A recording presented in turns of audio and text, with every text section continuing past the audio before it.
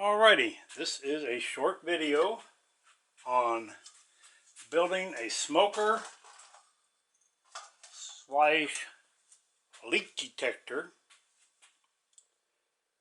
for automotive use. Soldering iron, Harbor Freight, propane regulator, eBay, tubing, wherever you want to get it from, whatever hardware store is handy. Fitting for your airline, right there. Fitting to come off, which you'll need a reducer to get it down to 5/16. The hose, 5/16. All works for it. And some epoxy, which I used Harbor Freight's quick set epoxy, and it was more than enough to do this and still have some left over. Main thing is sand down the top first, on the inside too. Put your tubes in, put the short one as the exhaust, the long one feeds into clear down to the bottom. That's for the air coming in. This is an old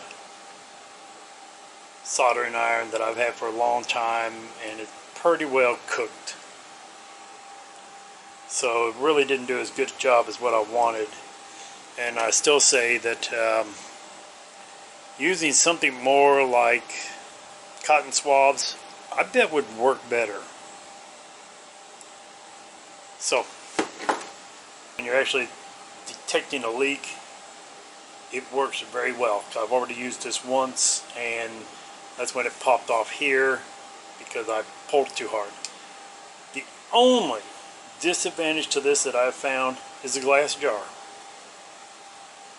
I wouldn't use plastic, but glass can break. That's it.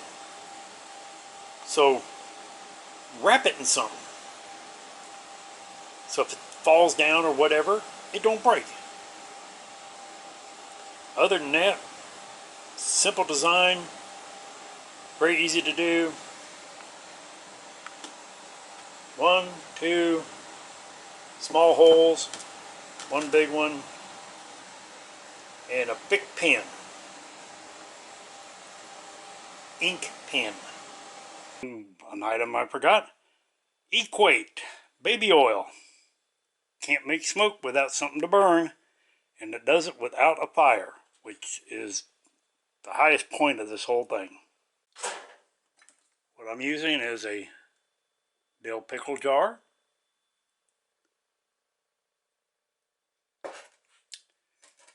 an old sock, you will need an old iron, a soldering iron. This is a very well used soldering iron.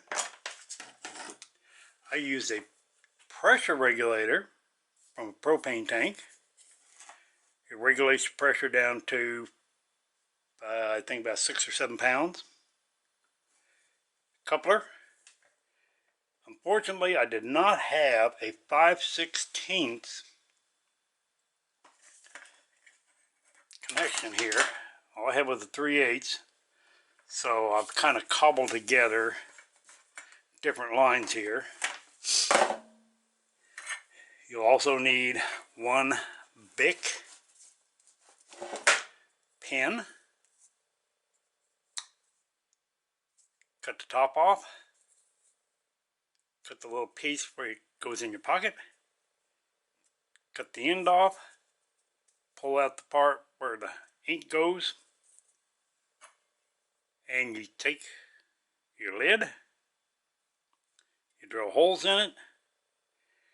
And I've already learned the hard way that epoxying to painted metal does not work well. So I just use a die grinder.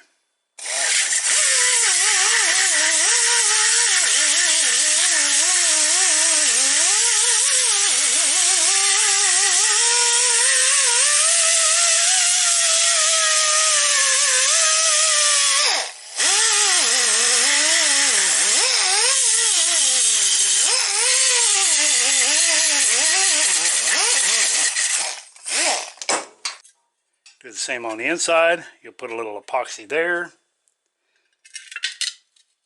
The biggest thing will be figuring out what size you need. It goes through this way. This one, let's see, I put it through this way, and I feed it down pretty much to the bottom, or as close to the bottom as you can reach, and still leave enough to hook a hose to. Next, I'll mix up some epoxy, and I'll scuff up your edge on here.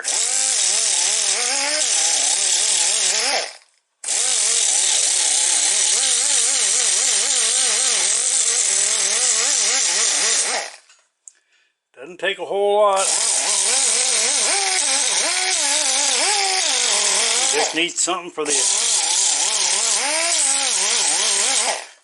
epoxy to get a mechanical bond to.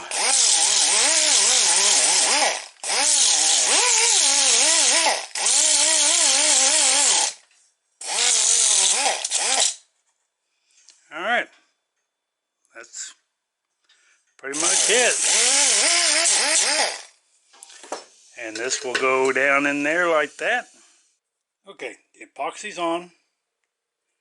And a little thing I've learned here makes this a whole lot easier is you get it in place, just set it upside down in the jar. The weight of the lid holds down on the soldering iron, pushes straight down. You don't have the soldering iron trying to tip from side to side. Alright, that's it. Like, share, subscribe, tell a friend, and thanks for watching.